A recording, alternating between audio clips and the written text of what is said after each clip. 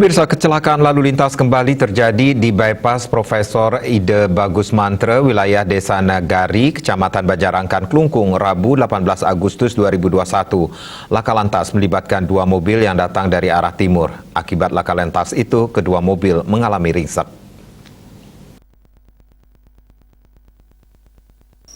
Laka lantas diduga disebabkan oleh pengemudi Avanza DK1653 AN atas nama KSA dari Denpasar yang menyetir dalam kondisi mabuk sehingga menabrak kendaraan CR-V DK1366 AAQ yang ada di depannya.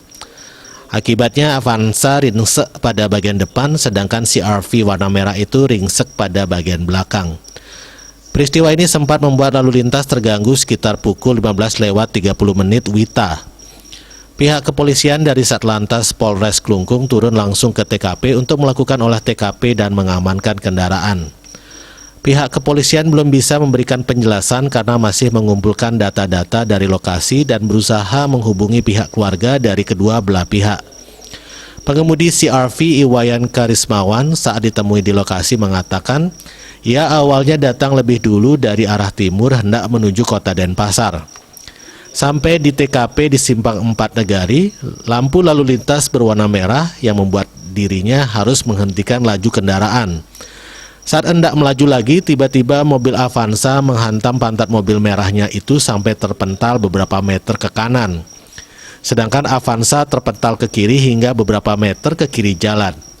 Sopir yang menabrak itu kemudian dikeluarkan dari mobil, selanjutnya diangkut dengan mobil pick-up ke rumah sakit.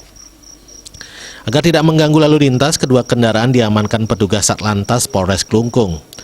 Avanza diangkut dengan mobil derek, sedangkan CR-V masih diparkir di kiri jalan dari arah Denpasar. Baik pengemudi Avanza maupun CR-V tidak ada yang mengalami luka-luka.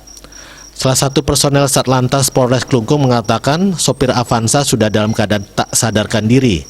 Sopir segera dikeluarkan karena khawatir mobilnya meledak. Bagi Arte Bali Pos melaporkan.